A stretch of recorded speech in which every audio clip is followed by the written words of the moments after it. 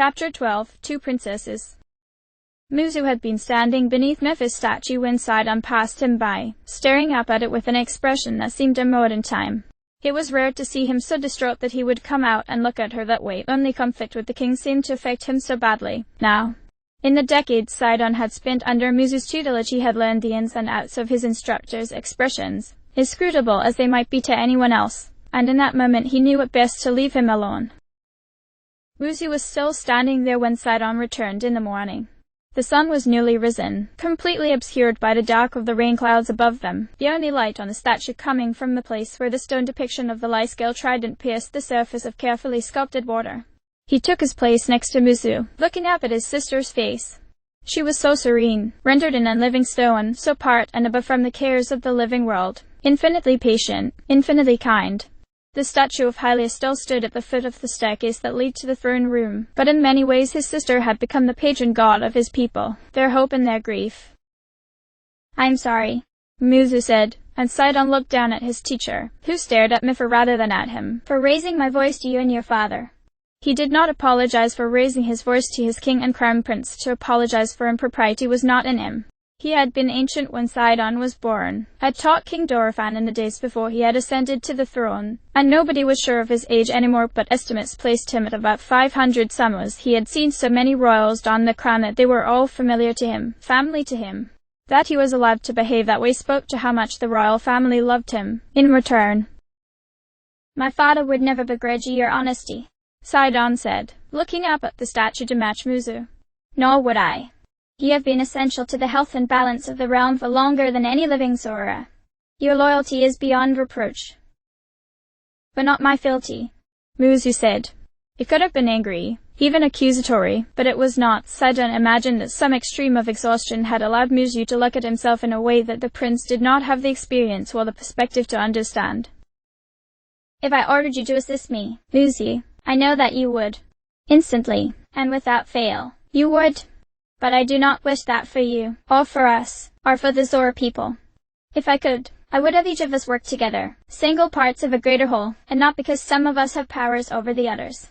So, I want you to know this: you're wrong about Hylians. You are wrong about a very great deal. I fear the harm that may befall us if I cannot convince you of the righteousness of my plan and the people who seek to aid us." He looked down at his teacher, and now his teacher looked up at him. "But convince you I will, because I believe in you as surely as I believe in myself. To order you, to insist that you are less than I am, it would wound me, and it would wound what we have between us. I would sooner die." Muzu blinked up at him, then cut his eyes away. He lowered his head. Who could say what he was feeling? Then? Shame? Affection? Sidon hoped for affection. If it were shame, then he had hurt his beloved teacher without meaning to. "You are a good man," Muzu said, as if to answer him. Good. Even with the criticism in that statement, even knowing what was coming after, Sidon was glad. "You are your sister's brother, in every way. If kindness and goodness were the only things a kingdom required of its leader, then you would already be peerless." Now he looked up again, his eyes sharp. "But they are not, and you are not. Not yet." He nodded, because he could think of nothing else to say to that. Who would imagine themselves an ideal king? Sidon knew of his father's insecurities better than anyone, save only perhaps Muzu. To be a good king required constant self-doubt, self-examination, a measure by which to understand oneself. One needed an idol whose example one might always pursue. He had one. "I wonder what she would have done, in my place," Sidon said, and the statue loomed above them, and Mephi's expression was serene. "I wonder it all the time. Would she have concocted a more elegant solution to the problem of Varutha? Would it have been within her power to tame the beast, even if she were not its champion? I see you out here, and I think of my father who avoids this plaza because looking at her breaks his heart, and I think of the person he thinks she would be if she were with us, now. I wish that I could ask her what to do." It felt good to say. It was freeing, to make himself so vulnerable. "Meph." Muzu considered his words, struggling with them. Speaking of her was hard for him, had gotten harder in the intervening century. She was a wise child, had a wisdom that was more pronounced than experience. "You have the charisma of a leader, and people will follow you and love you, but Meph." He shrugged. She always saw clearly what her people needed, even when she was very small. Almost as soon as she could talk, she spoke truth to the crown. And to me. She loved him, you know. Muzu looked up at him, baffled, and Sidon realized that, a century on, his teacher had never allowed himself to think of Mithra as she really was. His heart broke for the royal tutor, but he pressed on. The Hylian champion. Link. The old Zora's expression went flat, as if he'd just been slapped. Sidon could see the strength of the old man's convictions easily bouncing this idea away from him, protecting a heart that could not bear the implications. He can't possibly know that, even if it were true. Sidon nodded. Perhaps you are right. I remember a swordsman who spent a great deal of time with my sister, and I remember being angry at him, thinking he would take her away. I would be a fool to trust my memory of so long ago. He let that sink in a moment, a concession to bring Muzu's guard down as far as it would go. It is not my memory you must trust, it is the king's, and the work of Mithra's own hand. He turned away from the statue, toward Muzu, and set his hands on his waist. You know the Zora armor that she made, in which she embedded her own white scale. He never knew who it was for, but my father did. King Dorephan was very happy for her, and dearly wished to bring Link into our family. He wished for himself a son, and for me a brother, and most of all for my sister a husband. That armor was made to fit Link, and no one else, and my father has kept it all of these years on both of their behalves. When you speak to him again, I bid you ask him about it. He will tell you. Muzu's expression was very much that of someone who was lost and did not know how they had come to be where they were. What? She never told you, Sidon said, and his voice was gentle even though he knew that no tone would cushion this blow. Because of this, your prejudices were pronounced even before the calamity, Muzu, and nobody was more familiar with them than my sister. She thought to marry Link after Ganon was defeated and show all of us how worthy he was to stand at her side. Sega knew, Thento knew, and taught her to make the armor. My father knew. He did not, because she feared that if you did then you would love her less. The sound of the rain was loud, then, a background of noise that filled up the whole world as great sheets of water fell on the domain. Muzu could not seem to keep his eyes in one place. He looked at his hands, at his feet, at Sidon, at his hands again, and then lastly up at Mithra, who did not judge him at all. Water ran down Muzu's face, though it was not only water, and it took all of Sidon's strength not to reassure his teacher. Why are you telling me all of this? Muzu's voice was barely a croak. If you seek to win me with the time and confidence that I lost, then you are succeeding. But if you are trying to convince me that I am wrong about the Hylians because your sister loved one man, I am trying to tell you that you should have faith, Muzu. If not in my ability to judge the character of people, if not in the heart of my sister or in the trust of my father or in the strength of the royal family you helped to raise, then have faith that we seek what is best. Even if you do not agree with us, I am asking you to set that aside and have faith that we will win, in the end. Faith is not enough. Sidon did not flinch. It took a very great deal to make him flinch. That did not make him less surprised at Muzu's outburst, at the anger and pain in those wide-set eyes. Faith does not protect people, Sidon. You and your father, and even Mithra now, none of you have ever understood that. Faith makes us vulnerable by causing us to set aside our experiences and our common sense. Faith kills us. Faith. The steps of two people wearing shoes were just loud enough to be heard over the sound of the rain. Sidon and Muzu both fell silent as Zelda approached, wearing a bright blue tunic over a white blouse and a dark-colored hood to protect her head from the rain. Her friend, Hyel, followed behind her, watching Muzu warily. Zelda's eyes were only for Mithra's statue. Fails us. Muzu nearly spit these last words upon the ground, and for one terrible moment Sidon feared that he would heap some new abuse upon Zelda. If that happened, he would have to intervene. The royal advisor was blessedly silent as the princess of a ruined kingdom walked up to the statue, stepping between the two Zora. How much had she heard? Hopefully very little, or nothing. Nothing would probably be better, as much as Sidon liked Zelda, as much as he had instantly trusted her from the very second they had locked eyes. She was still an outsider and the conversation had been deeply personal for so many reasons. He wished that he were better at reading Hylian expressions. I am walking through a world of ghosts, Zelda said, looking up at the statue. I woke up to a world that I've forgotten, but everywhere I go I find echoes of the people and places that I used to know and the expectations they had of me, the ways I knew them and have forgotten. I failed her, and all of you, as I had apparently been failing my entire life, and every memory that returns to me is a new chapter in my failures, an illustration of the ways in which I wounded the world by not being strong enough, or pious enough, all. She swallowed. I remember thinking she was so strong. She was, Sidon said, his eyes telling Muzu that to speak now would be cruel without reason, and it was with thanks to the old gods that Sidon saw his teacher take the hint. He wanted to say more to Zelda, but what was there to say? To tell her that he was there for her, though she did not know him at all? How egotistical, to assume that his own magnanimity would be enough to put balm on the wounds of a heart he did not understand. Surely no one in the world could be that proud. But then, what had he but pride, really? Zelda, he said, and even though she did not look away from Mipha's statue he knew that she heard him because she flinched at the sound of his voice. Whatever happened, whatever will happen, you do not have to be defined by ghosts.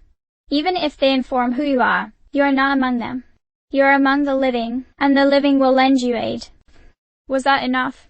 It couldn't be. It wouldn't be, for him. So, you are not alone. Her brows drew low as he spoke these last words, and as he watched her eyes took on a very far-away look, her mouth hanging slightly open. Muzu scoffed next to her, finally impatient. Something was wrong, though. She looked like she was about to have some kind of seizure. In a moment's reflex he reached out to her with one hand. Then the princess tilted her head back and her eyes shone with a golden light. Lanayru Road was the safest path remaining in the kingdom. Zelda thought its proximity to Kakariko village allowed the Shaker to monitor it closely and keep roving monsters away from it, while the holy power of the mountain itself seemed responsible for how no beasts spontaneously generated there. One could almost feel the holy energy rolling off of it on the road, exerting the pressure of the gods and keeping the darkness at bay even as Ganon heaved against its shackles. But, no, that was not true. She could not feel anything. Would she be able to, if she were in touch with her power? Would the ley lines that channeled the power of the world have been visible to her, making old mysteries into bare facts? Could Link sense it, attuned as he was to the sword? That he heard the ancient voice inside of her. Did that mean he would hear the gods, too? Were they to speak? That line of thinking would break her. She shoved it away, for what she hoped would be the last time. They six walked as a loose, shifting crowd: Zelda, Link, Dark, Urbosa, Rivoli, and Mipha. The group excursion had been Dark's idea, as so many of these things were, seeking to foster communication and camaraderie among his fellow champions. He saw every sunny day as a potential picnic. He found an easy ally in Urbosa, who took pleasure in the company of her peers, moving easily through conversations with each of them, knowing how to provoke or console with a word no matter to whom she was speaking. Rivali would reliably insist that all of these excursions were a waste of time, but this time, for what should be the final trip and the awakening of Zelda's power, he had accompanied the rest of the group eagerly, in spite of how much of an inconvenience he professed it to be. Mipha was always happy to come, she never complained and always leaped at the chance to spend time with the other champions. It was easy to get lost in the flow of conversation, to pretend that nothing was wrong because around the champions she felt secure, felt safe. All of them felt safe with each other, in fact, and they were confident both in this place and in her.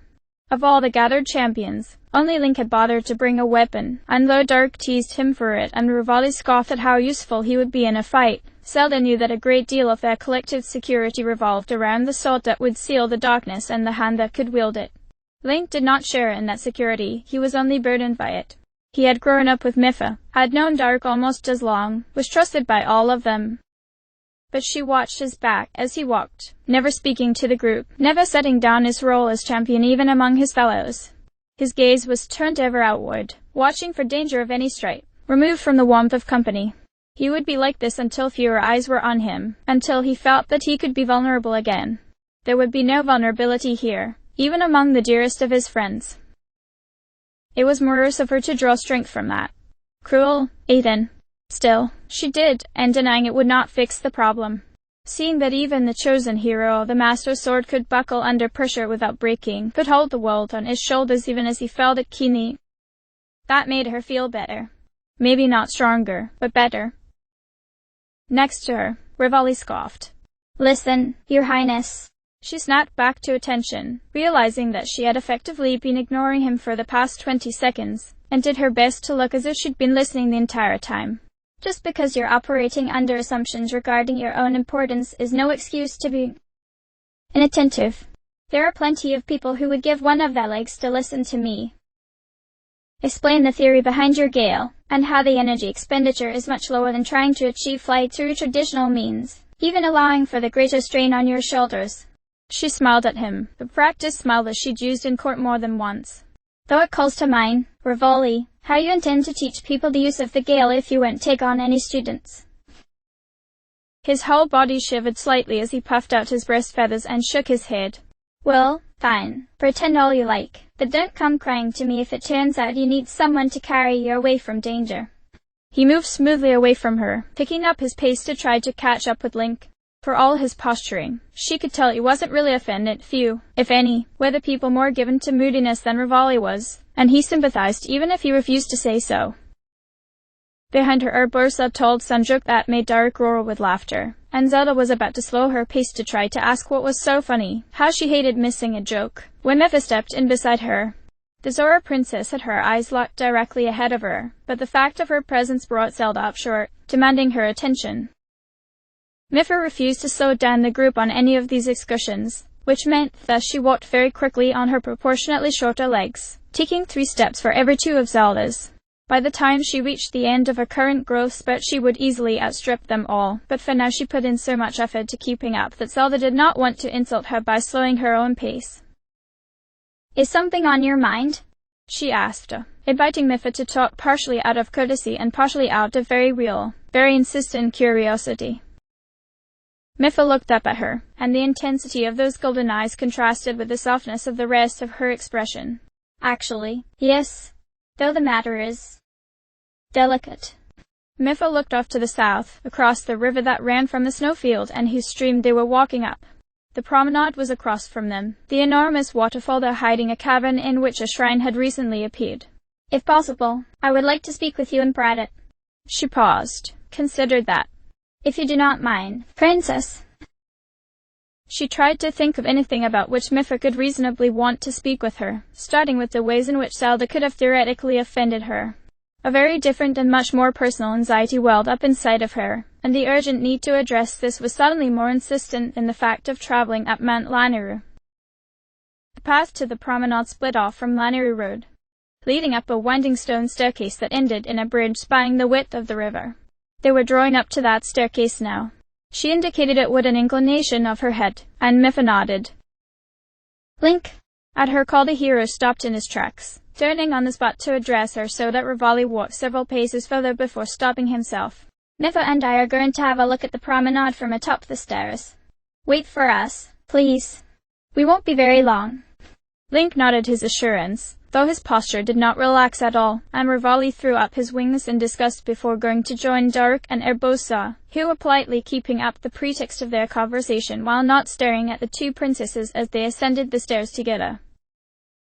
The ceremonial dress she wore for this excursion was heavy, and she had to hold up the skirts as she took the steps. Mepha's own steps were slow and careful, so their pace matched easily. They did not speak as they climbed, not even on the wide platforms that connected the disparate flights, and Zelda could feel the tension building. How much of that was only her imagination? The sun was high when they reached the top of the stairs and stepped out onto the bridge. The wind was blowing, a cool breeze that brought her considerable relief after the climb. The promenade spread out before them, a series of fountains and statues that lent a feeling of antiquity and holiness more pronounced because it had stood for so long without being touched. It was one of the testaments to the piety of her people, their closeness to the gods made manifest. Are you all right? The question was a shock. It would be useless to try to hide it. Forgive me. I find my mind wandering, of late. She smiled again, hoping it did not look as strained as it felt. But yes, I am fine. Thank you for asking. My strength has been bolstered by the pilgrimage, I think, and I should have no trouble scaling the mountain. She hoped that was all this was about, and that Mepha would not see that she was dodging the question. Mepha's expressions were not quite like a Hylian's would be. Her brow did not move as theirs did, and her eyes were not identically framed. Still, There was something there Zelda recognized as the Zora princess looked up at her. Concern? Sympathy? Gods, let it be anything but pity. You have changed very little, princess. I beg your pardon? Mipha nodded. You probably don't remember the first time you visited Zora's domain with your mother. You could barely walk, but she brought you with her on all of her travels throughout the kingdoms. Even back then you were a very thoughtful child, given to pouring all of your energy into addressing whatever problem was right in front of you. She finally broke eye contact, releasing Zelda from the force of her regard and looking out toward the waterfall. You were so very happy, then, but every worry was like a little storm cloud hanging over your head. She looked at Zelda out of the corner of her eye, and Zelda was reminded of their conversation atop the Veiled Falls. The clouds have grown wider and darker. Again, are you all right? She could not deny being taken aback. She might have expected this out of Urbosa, but never Mipha. They had known each other for many years, but their relationship was almost totally formal. She could count the conversations they'd had in private on the fingers of one hand. They were not on intimate enough terms for her to answer Mipha honestly, so why was she being asked? I am being a fool, she said to herself, and it was true. They were. Were they friends? Did they know each other that well? They shared a kinship, at least, a shared past and a shared burden and an understanding of themselves. Mipha was also the leader of her people, or would be when she came of age. The Zora had cheered for her as a body when it was announced that she would be champion. She carried all of their expectations on her back and bore them with a smile meant to reassure them not only of her infinite strength but also of the kindness that lay under and over that strength, that she was worthy not just of their adoration but of their trust. Zelda looked to the east, where the mountain loomed. It dominated the horizon, cold and impassive, holding all the potential in the universe, for herself and for her purpose. I fear that I am going to fail, she said. This was the first time she had ever said those words out loud. She had never even said this to Link, fearing to burden him with the final and most horrible picture of her weakness. Mipha did not respond, so she continued. I fear that all of this will be for nothing, and that when Ganon returns, we will not be able to stop it. I have nightmares of the battle being won, of the 5 of you triumphant over the forces of darkness, and then nothing happening. My power lies dormant, and Ganon cannot be sealed, and all the force in the world is not enough to bury it. I am afraid that. She stopped, composed herself. She was not going to cry in front of Mipha, was not going to cry and then have to go down and face the other champions with evidence of her fear on her face, unable to even breathe properly because every time she cried her sinuses got inflamed and she would not. She held it back, and it was an entire ocean behind a door that she could only brace with her hand, but she would hold it. I am afraid that when all is said and done, the only thing I will have done for the world is fail it, fail all of you, and because of my weakness all your courage will come to nothing. Mipha's footsteps were very soft as she stepped beside Zelda again. That is a terrible thing to carry by yourself. Yes. It was all she could manage. It is even worse, Mipha continued, when the people around you tell you that it will be all right, that they believe in you anyway, that there's always another chance. Zelda could not read her face, or her tone, or the way she stared into the distance. How could she speak to that pain and still smile? How could she sound so kind? You feel the weight of lives in your hands, and you see shades of red standing on your skin where their blood might be if you cannot perform your duties, cannot do what is expected of you. You realize that the whole world is using you as the hub on which it turns, and you are so fragile, and you know that if too much pressure is applied then you will break. You see other people broken, people you love, and you see that it is your fault that they are hurt, and they smile and tell you that they love you and that of course it will be all right. Because they believe. She could not hold shut the door. Yes. Mipha turned to her, reached for her hand, took it gently in both of hers. Her palms were warm to the touch, rather than the coolness that one might expect. She was still smiling her small, sad smile. Perhaps you will fail, Mipha said, and there was no judgment in it. All the people you hope to protect will still need you when you come down the mountain. You cannot change that, and neither can anyone else. You will have to bear the burden of their belief in you, even if you fail. You will have to keep fighting, even as the world ends. We will keep fighting with you. She closed her eyes as if that could hide her shame. I do not doubt that you will. I made my oath to you with the other champions, but oaths can be just another weight that we lay on the people we make them to. Her palm was suddenly against the open air. A soft, warm hand pressed against her cheek, and Zelda opened her eyes. Warmth and comfort radiated from Mipha's touch, a light that filled the dark places in her thoughts, and that same feeling was reflected in her expression. So, I will make no more promises to you, but I hope you know this. If you fail, and it seems like everything is crumbling, and the burden is so much that it threatens to crush you beneath it, and you cannot show your weakness to any of the people you love most, not even for a moment. She let go of Zelda's hand, and now both of her palms were pressed against Zelda's temples, and the power of her healing magic took away the pressure inside of Zelda's head, made the ocean feel smaller. If it comes to that, I am here. If you want to talk, I will listen. If you want to listen, I will talk. The light faded, Mipha's healing magic receding as she drew her hands away, and Zelda breathed. The anxiety was still there. That sense of the future was a heavy thing lurking on the outside of her thoughts. But there was something else, too. A warmth and buoyancy, which insisted that she would not drown. Is this what everyone felt like when Mipha used her magic on them? It was no wonder so many people went to her for their hurts. At last she was calm. Mipha was still smiling up at her. That smile was still sad, but there was something else, too. She did not know what it was, but it made her feel favor. Thank you, Mipha. Mipha inclined her head. We all carry the weights of our people, Princess. No one's burden is as heavy as yours, but if the world gets darker, I hope you will remember this. I will be here for you. You are not alone.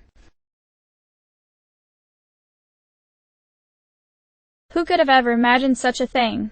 Certainly not Sidon. His imagination was not up to the task of painting the picture of a princess, wearing the colors of the champions of 100 years ago, engulfed in a golden light that suffused every inch of her body as if the sun was dawning beneath her skin.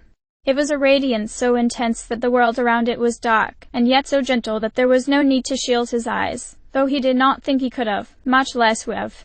What he was seeing now was proof of something important, an essential piece in the puzzle that would set the world right. Oh, to be him, to be witness to these amazing things, to be present for the making of history. Oh, Mipha, if only you could see your little brother now.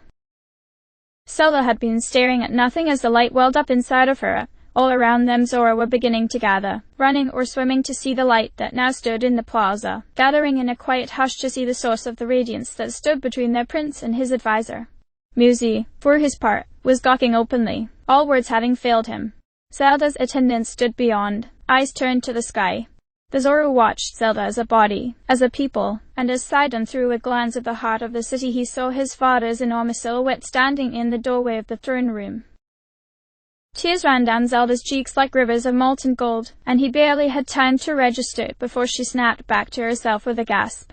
She blinked rapidly, raised a finger to her eyes, felt the wetness there, and then seemed to remember where she was, whose statue she was standing under. She said. Zelda swallowed, and he could see that she swallowed the very fact of her sorrows. What had happened? I remember, now. She said that she would be there for me. In that moment Sidon knew Zelda, knew her face and the things she was no longer trying to hide. If standing beneath Mipha's statue had restored some portion of her memory, then it had also restored some element of her self-awareness, and that was truly raw and sore. He could see her as she turned her attention inward, as if trying to restrain herself. Every Zora knew the story of the champions, whether they had been born in that time or not. They knew the story of the princess of Hyrule, Ju, who had fought the calamity with her hands, wielding the power of the gods, and been struck down. That she was alive and in front of him was a fact beyond doubt. That she carried scars that were more than bodily was written all over her face. To have been defeated by such terrible evil, and to have lost so much. His own sorrows seemed so small, compared to the weight of the air around her and the terrible, beautiful light that burned within her. Then she set her jaw, and clenched her fists, and turned her eyes to him, and he felt his pulse quicken at it. He could not have said, only that he feared his heart would leap out of his chest. She looked up at him in all earnestness, as if seeing him for the first time, and said, "Now I must be there for her." The thrill that ran through him was like nothing he had ever experienced before. He nodded. She turned away from him, toward Muzu, and the light was still in her inside and saw his teacher's face as he confronted a being more radiant than the sun. He saw his father's advisor quail, but only for a moment. Then something woke up in the old Sora, Jew, and he straightened his back, forcing himself to stand straight as he locked eyes with the incarnation of the goddess. "Busy," Zelda said, and now her voice came from everywhere, echoing off of the stone and sky and the water. "I see the pain in your heart, and the hatred that is growing out of it like a weed taking root. I am the gardener who has planted so many of your hurts, and for that I can never make amends." Muzu did not flinch, but sighed and could see the tears standing there in his eyes. This he could not comprehend. What was his teacher thinking? How could one respond to the regard of someone who could see one's soul? "Please understand this. 100 years ago, I failed to defeat the calamity. Ever since then, the hero has been fighting it at the heart of Hyrule Castle, holding it at bay by an art I do not understand. But, Lucy, the hero is losing. Inch by inch his strength is fading, and when he falters Ganon will walk this land freely, and the catastrophe of 100 years ago will be as nothing compared to the devastation it will wreak." She held up hands filled with stars. "I do not have the strength to fight the calamity alone. I need the champions. I need Mitha, and I need to make right the things I let go wrong all those years ago." The light went out like a candle being snuffed, and the goddess was gone. In her place stood a young woman, hands folded in front of her. "I must save Mitha. Even if she cannot help me, even if it amounts to nothing else, I must help her. She was good to me, and I cannot leave her trapped in the divine beast. But I can't do it alone." She held up her hands again, now only the pale hands of a Hylian girl. "If I use too much of my power, then the calamity will attempt to kill me like it did 100 years ago, and everything around me will be obliterated. I have to rely on others, because this is beyond my strength to do alone. Please help me." She bowed low in the Sheikah style, her form imperfect but her meaning clear. "Please help me save her." The plaza was very quiet, in the rain. Sidon watched as Muzi looked out at the gathered people of the domain, as the rain fell indifferently on the girl who was a goddess reborn. "My prince," Muzi said at last, "I think we had better explain to our guests what is happening." The most obvious indicator of the shifting relationship between Zelda and the Zor Council of Elders was their presence, all standing in a ring on the floor of the king's throne room as the prince explained their battle strategy to her. Before they would have jeered her, maybe even discounted her observations simply because of who she was after seeing her in the plaza, holding as much of the power as she could while not revealing herself to Ganon. They were quieter, more thoughtful. She could not guess at what they were thinking, though I could see, if I really wanted.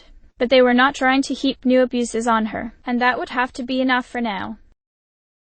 The schematics laid out in front of her were very detailed while also being imprecise. The parchment was remarkably well preserved, considering it was over a century old and kept in an environment as humid as Zora's domain, and every inch of it was covered in careful diagrams detailing the different systems that constituted the divine beast for Aruta, with notes written in both handwriting that she recognized as her own and in a much messier, denser script that she guessed was Pyrrhus. "One of the powers of the divine beast," King Dorephan said from his throne, "is to produce an endless stream of clean water." That probably wasn't true. To introduce more water into the cycle would create unimaginable ecological imbalances in the long term.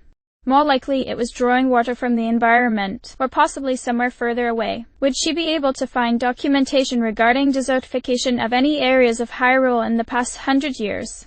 "This is a boon to our people, but now we are faced with a new and terrible application. East Reservoir Lake is full to bursting." "Full to bursting?" She looked up at Dorephan, then sighed on. "Wouldn't it simply overflow?" The king's sigh was long and loud. "I am afraid not. East Reservoir Lake is very deep, but it is not designed to be able to hold the volume of water that Ruta is pouring into it. It was built to regulate the once-a-decade floodwaters of Zora River, letting the water flow in an even stream over the course of years. Our engineers estimate that East Reservoir Lake is currently holding 6 times the floodwater that falls in a given decade." Muzu grimaced from across the room. He was trying his best, but talking about the weaknesses of his people to an outsider still rankled him. "We have run out of emergency reservoirs to channel the overflow into, and the river's current is already at its maximum capacity short of a full flood. If this goes on for much longer, then even if our route stops of its own accord, then the next time the flood rains fall, the reservoir will burst. The amount of water release," Zelda nodded, "would be tectonically significant. Never mind the resulting flood, though that would destroy Hyrule as surely as Ganon itself. That much pressure moving across the earth all at once would cause earthquakes that would reach beyond the bounds of the kingdom. It might trigger a full eruption of Death Mountain, or worse. There was literally no way to know how bad it would get, but all life in Hyrule would effectively come to an end. Sidon tapped one finger on a note she had made a century ago, next to the schematic for Vah Ruda's shoulder. When studying Vah Ruda, he theorized that these orbs at the top of each of its limbs acted as regulators for the flow of water, and that they were controlled by electricity. Sigyn.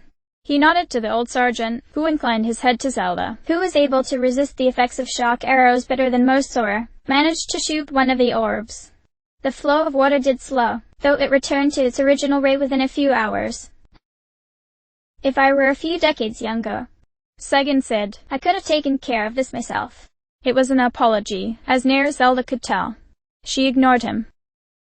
These notes have some of the basic principles down, but they were written with an incomplete understanding of how the divine beast worked.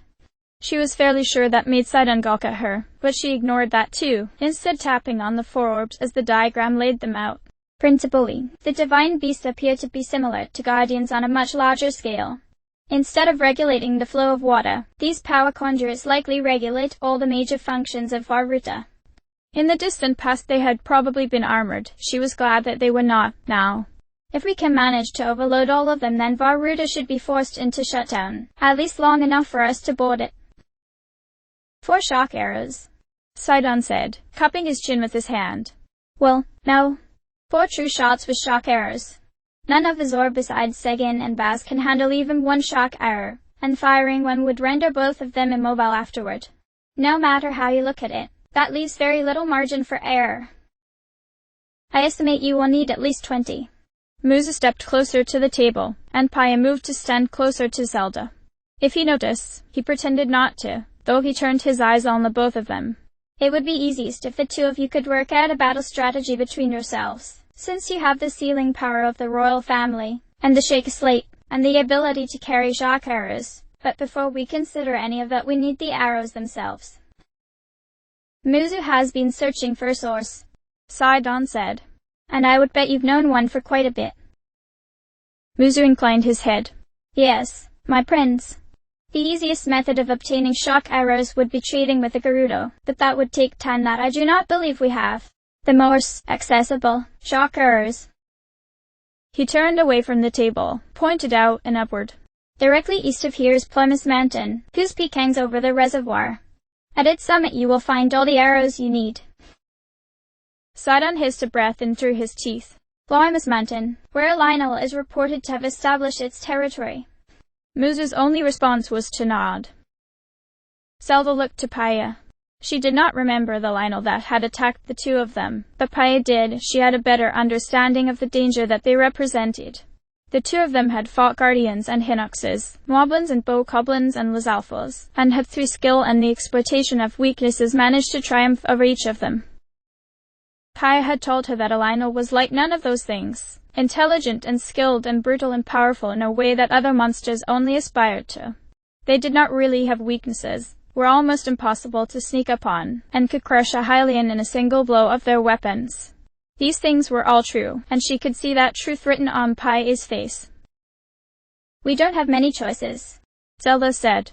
Paya nodded, though she was desperately unhappy. The Lionel will be fighting with the shock arrows. Paya's inflection was remarkably upbeat, considering the circumstances, which meant it was still very grave. It would be much too dangerous for anyone but us to try to take them away from it. And we don't have to kill it to get what we need, necessarily. Zelda nodded. Both of them understood that it would be better if they did. How they would manage that. Well, we will prepare for facing Vah Ruta while you retrieve the shock arrows, Sidon said through his grin. Leave all of that to me.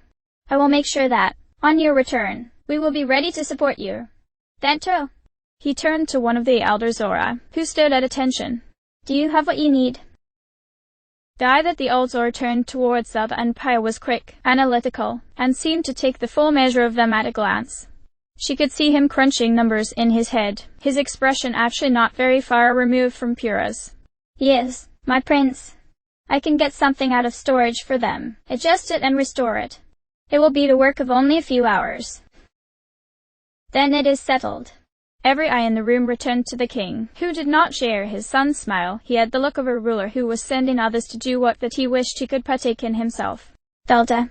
Paya. Once you retrieve the shock arrows, return here and we will outline the rest of the battle plan. You have our thanks for undertaking this terrible task on our behalf, and you may trust that we will be with you in every way that we can. He hesitated, clearly having intended to end his speech there, but then thinking better of it. Please be careful, both of you. All of us would see you back safely. There was a moment where Zelda took in the room around her, all the faces of these people, a few of whom had believed and many of whom only believed because she carried the power of the goddess. Does that matter? Is it enough that they believe? The king wishes for your safety, and I think it is not just for the sake of his people. She did not know what to do with that. It made her think of Mipha. Thank you, Thorfinn, she said, and she and Paya both bowed low before turning and walking out of the throne room together. It would be a long walk up the mountain, and it was best that they get started now. 2 hours after Zelda and Paya had left the throne room, Sidon was doing the work of coordinating the eventual attack on the divine beast. Attack it would have to be, for Ruta had grown increasingly more aggressive ever since it had initiated their reign, and by now its behavior would be almost impossible to predict. The idea that his sister's beasts, which he knew she had loved very much, should be a thing that they would attack like a bokoblin. It didn't sit well with him. But to be part of that, to be part of the force that would launch themselves against a power as old as the domain itself, to protect not just the Zora but all of Hyrule, to have the opportunity to even attempt such a thing, it was almost enough to make his stomach stop twisting into knots. Faruta, should it turn its wrath on them, would be almost incalculably dangerous. Even the Lionel would. The Lionel. Muzi, he said, over the sound of the retreating footsteps of the messenger he had sent to check on Dento's progress. His family's advisor turned away from a ledger and faced him, and both of them stood in the shadow of the king, who watched them in silence. What evidence was it that suggested that the Lionel had appeared on Ploymus? A hoof? Its horn? Its fur? It would take more firm sighting than mere pieces or leavings before I reported it. I am confident that it is there, Muzu said. Though they did not find evidence exactly. Lafayette traveled to Shadowback Point to survey the area and saw the Lionel with her own eyes. That she managed to escape is a small miracle, I suppose. The king stood, the water at the base of his throne rising only to his knees. Did she notice the color of the Lionel's coat and mane? There, the question Sidon had wanted to ask for himself. The advisor nodded. Yes. She said its face was dark, and its pelt dark with white stripes. The mane was all white, and... Sidon did not hear him, paid no heed to his father calling out to him. He was running with all the strength in his body, cursing himself for not thinking of this detail. The guards practically dove out of his way as he charged past them, and people gawked as he leaped down to the main plaza. He hit the stone running, footsteps sure in the rain. He had to hurry. If he took the waterfalls, he might be able to catch them before they reached the summit. I need my spur. End of chapter.